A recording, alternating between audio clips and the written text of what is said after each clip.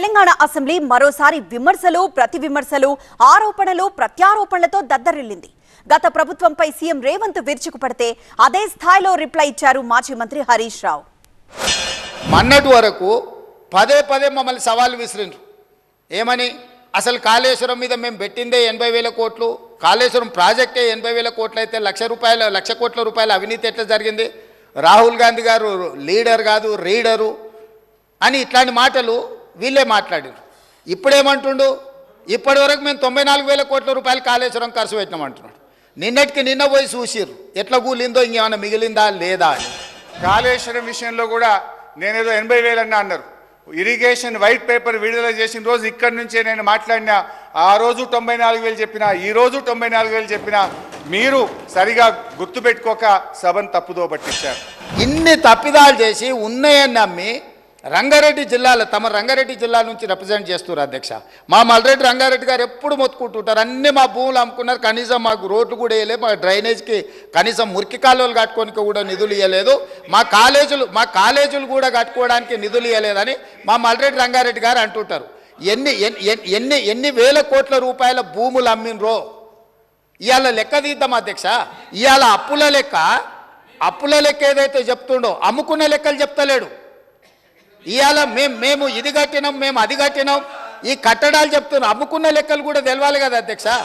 అప్పులు ఆస్తుల గురించి మాట్లాడే క్రమంలో ఈరోజు మెడికల్ కాలేజీలు కానీ, నర్సింగ్ కాలేజీలు కానీ, మీరు కూర్చుంటున్న సచివాలయం కానీ, అప్పుడప్పుడు మీరు రివ్యూకు పోతున్నటువంటి పోలీస్ కమాండ్ కంట్రోల్ రూమ్ కానీ, అదేవిధంగా గురుకులాలు కానీ, ఇట్లా రైతు వేదికలు కానీ, ఎన్నో ప్రగతి భవన్ కానీ, ఇవాళ మా బట్టెన్ ఉంటున్న ప్రగతి భవన్ కానీ, ఇట్లా ఎన్నో ఆస్తుల కల్పన కూడా చేశాం. అందువల్ల దయచేసి ఎప్పుడు ఒక ప్రభుత్వం మీద, గత ప్రభుత్వం మీద దుమ్మెత్తడం మాని మీరేం చేస్తారో చెప్పండి. ఉమ్మడి రాష్ట్రంలో ఏ అన్యాయం, ఏ నిర్లక్ష్యానికి పాలమూరు జిల్లా గురైందో, మా తట్ట పని, పార పని, వలస బతుకులు ఎట్లున్నాయో, బీఆర్ఎస్ పార్టీ అధికారంలోకి వచ్చిన 10 ఏళ్లలో అంతకంటే దారుణంగా తయారైనవి. ఇవాళ 10 ఏళ్ల తెలంగాణ రాష్ట్రంలో కూడా అదే కల్వకుర్తి, భీమా, నెట్టంపాడు, కోయిల్ సాగరు, పాలమూరు రంగారెడ్డి ఎత్తిపోతల, సంగంబండ, రాజోలి బండ, జూరాల, ఏ ప్రాజెక్టు కూడా ఈ 10 సంవత్సరాలలో దాదాపుగా 17.5 లక్షల కోట్లు అప్పులు లెక్కలైతే 20 లక్షల పైన కోట్ల రూపాయలు ఖర్చు పెట్టినా మా పాలమూరు జిల్లా ప్రాజెక్టులు పూర్తి కాకపోవడానికి వీళ్ళ దుర్మార్గం కారణం కాదా? మీరున్న గత తెలుగుదేశం పార్టీ, మీరిప్పుడున్న కాంగ్రెస్ పార్టీ, మీరిద్దరే పాలమూరు వెనుకబాటుతనానికి కారణం. 1985లో శంకుస్థాపన చేసిన కల్వకుర్తి, నెట్టంపాడు, భీమా, కోయిల్ సాగర్ 1985 నుంచి 2014 వరకు 29 సంవత్సరాల్లో మీరిచ్చిన ఆయకట్టు కేవలం 26,000 ఎకరాలు. మేం ప్రభుత్వంలోకి రాగానే 4,000 కోట్లు ఖర్చు పెట్టి 6,36,000 ఎకరాలకు నీళ్లు ఇచ్చింది నిజమా కాదా అని నేను అడుగుతా ఉన్నా. మీరు మీ సోకాల్ తెలుగుదేశం కాంగ్రెస్లు మహబూబ్ నగర్ జిల్లాకు ఒక్క మెడికల్ కాలేజ్ ఇవ్వలేదు. మేము 5 ప్రభుత్వ మెడికల్ కాలేజీలు మహబూబ్ నగర్ జిల్లాలో పెట్టాం.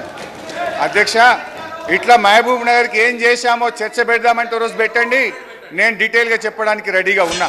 గొప్ప పథకం అని చెప్పిన బతుకమ్మ చీరలలో జరిగిన అవినీతి మీద కూడా బతుకమ్మ చీరలు చేనేత కార్మికులకు పని కల్పిస్తున్నాం అని చెప్పి సూరత్ వెళ్ళి కిలోల కింద చీరలు తీసుకొచ్చి ఆడబిడ్డల్ని మభ్య పెడితే ఆడబిడ్డలే బయటకు వచ్చి తగులబెట్టిర్రు.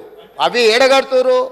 వ్యవసాయ పొలాలలో పిట్టలను బెదిరించడానికి బతుకమ్మ చీరలు కడుతున్నారు. ఆడబిడ్డలు ఎవరు కట్టుకోలే అధ్యక్ష.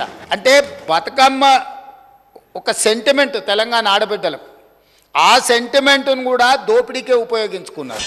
బతుకమ్మ చీరల విషయంలో మహిళల్ని అవమానపరిచే విధంగా ముఖ్యమంత్రి గారు మాట్లాడారు.